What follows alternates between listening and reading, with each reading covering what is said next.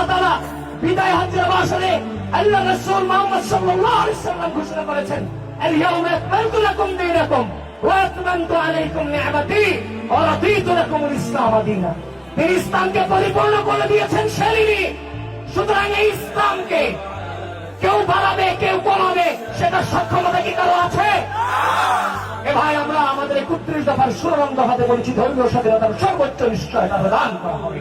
সে হিন্দু, বৌদ্ধ হোক, খ্রিস্টান হোক, মুসলমান হোক, প্রত্যেকের ধর্মীয় স্বাধীনতা সমানভাবে এই ভূমিতে পালন করবে। কোন ধর্মে কি চুরি করার জন্য বলছে?